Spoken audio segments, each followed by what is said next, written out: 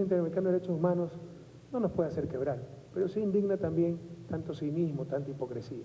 Pregunto, que las futuras generaciones nos han de juzgar, y por supuesto, con la prensa, esa extensión del imperio del capital que tienen nuestros países, la prensa latinoamericana no es mala, es recontra mala.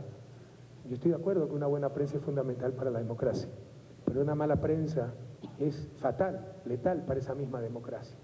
Entonces todo esto lo van a tergiversar y van a decir que aquí hay un dictador que quiere atentar impunemente contra los derechos humanos y por eso quiere acabar con el sistema interamericano de derechos humanos, que es perfecto, es la perfección, ¿no?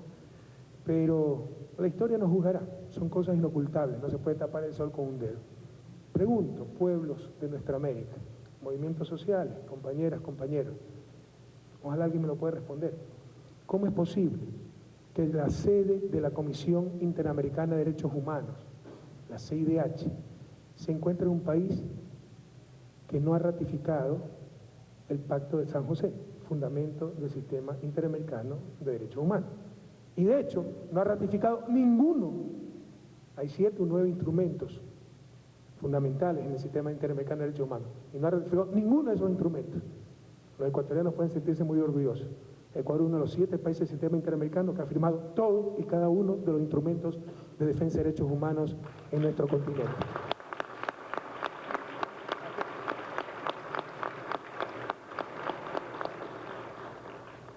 ¿Cómo es posible que la CIDH se financie casi en su totalidad por los países que no han ratificado la Convención Interamericana de Derechos Humanos o Pacto de San José y por estados observadores europeos, asiáticos, que no son parte de América, y por organismos y supuestas fundaciones, ONGs, de esos mismos países? Es decir, pagan para que controlen a los demás, porque ellos no pueden ser controlados porque no han ratificado la convención o no son parte del sistema interamericano. Pregunto, ¿cuándo ha existido un tratado que el que no lo firma goza de los mismos beneficios, pero de muchas menos obligaciones que de aquellos que firman? Ese es el Pacto de San José. Ahora que hay un verdadero cambio de época en nuestra América, a nuestros gobiernos democráticos se los trata muchas veces peor que a los regímenes dictatoriales. Y paradójicamente son acusados y denostados por los grupos que antes, de manera velada o pública, apuntalaron esas dictaduras, que no tuvieron ningún respeto por los derechos humanos. Por ejemplo, cierta prensa. Fueron cómplices descarados de las dictaduras. No podemos seguir soportando estas contradicciones. Ecuador, como Estado parte del sistema interamericano de derechos humanos, siempre estará dispuesto a defenderlos y a cumplir con sus obligaciones, pero no permitirá más que se socave su soberanía y que simples burocracias intenten ponerse por encima de nuestros estados, y no tolerará más tantas contradicciones. Son de otra de los temas que debemos tratar y procesar dentro del ALBA. Y no quedarnos a nivel de Comisión Interamericana de Derechos Humanos, sino que analizar y cuestionar la propia Organización de Estados Americanos, OEA, pueblos de nuestra América. ¿Cómo se puede sostener la irracionalidad de que la sede de la Organización de Estados Americanos tenga como sede el país del criminal bloqueo a Cuba?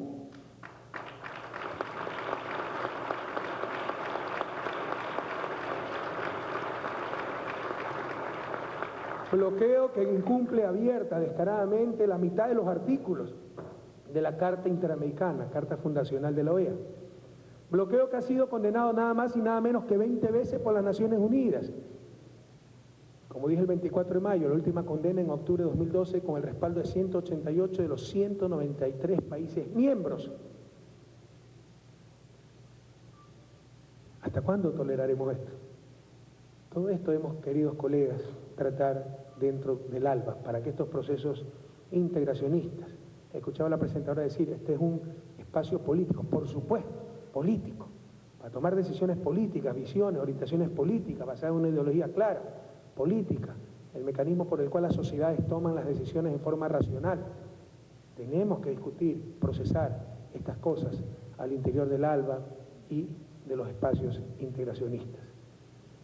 Cabría preguntarse, ¿para qué tener a la OEA si no podemos tener una postura definitiva regional sobre problemas tan cruciales, tan clamorosos, tan urgentes, tan evidentes como el de las Islas Malvinas, islas tomadas por la fuerza argentina en el siglo XIX y colonia británica al frente de las costas latinoamericanas, pero a más de 11.000 kilómetros de Londres. ¿Hasta cuándo toleraremos tantas contradicciones, tantos silencios cómplices? ¿Para qué sirve la OEA si no resuelve este problema?